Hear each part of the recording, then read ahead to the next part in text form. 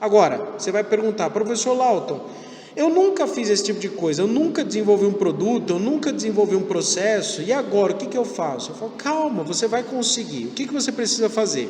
Você precisa identificar, primeiro, desejos e necessidades do seu público-alvo, dos seus consumidores potenciais.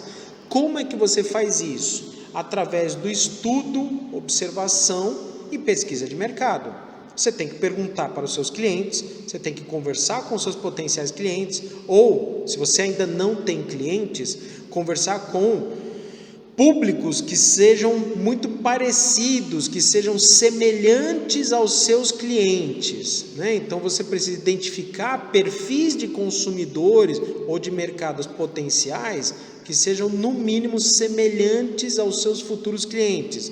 Isso vai de acordo com a sua experiência como empresário, como empreendedor, isso vai de acordo com uma pesquisa de mercado, levantamento de informações, e uma vez que você identifica quem é esse público-alvo, esse segmento de clientes, o próximo passo é você perguntar para eles, através de diversas ferramentas de pesquisa, o que quer que seja, né, perguntar para eles o que eles precisam, no melhor sentido, né? O que vocês querem? O que é importante? Agora, essas perguntas não são exatamente tão simples, porque você não consegue perguntar diretamente o que o cliente quer, porque na maioria das vezes o cliente vai responder, não faço a mínima ideia. Então o que a gente precisa entender é que a pergunta tem que ser feita de outras formas, ou seja, identificando necessidades. Só que a gente não pergunta necessidades do cliente perguntando quais são suas necessidades.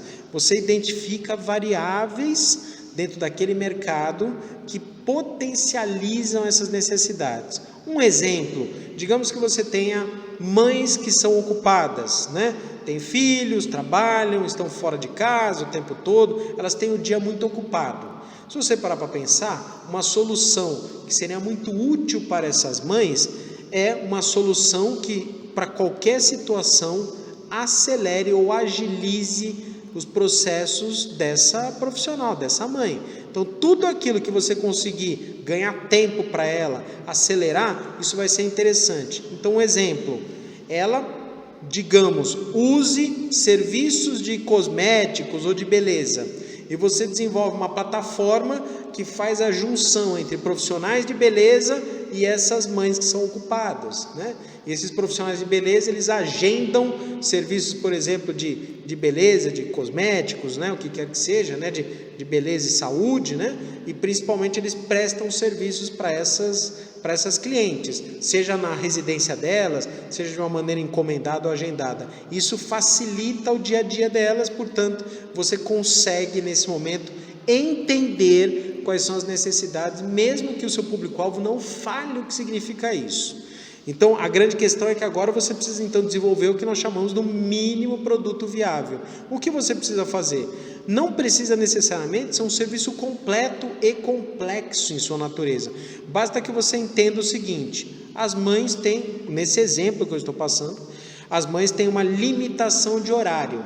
Digamos que o horário coincida com o horário que as crianças estão na escola. Ou seja, você pode mapear, escutar esses clientes, essas clientes, entender quais são os horários que elas têm disponibilidade, que elas estão corridas, que elas estão na empresa ou que as crianças estão na escola, enfim, você vai identificar o seu público-alvo e vai escutar, identificar algumas variáveis. Digamos que a variável principal seja, para prestar o serviço, as crianças precisam estar na escola, então o horário principal é das 8 ao meio-dia, ou é das 13 às 15, por exemplo. Digamos que você escute isso de um grupo de clientes. Pronto, você já começou a identificar variáveis que podem direcionar para você construir o que nós chamamos do mínimo produto viável. O que é o mínimo produto viável? Você vai oferecer uma solução de agendamento de serviços de beleza junto a profissionais no setor que fazem isso através de parcerias, e essas profissionais que fazem esse serviço de beleza vão agendar junto com essas mães horários prioritariamente, não 100%, mas prioritariamente nesse horário.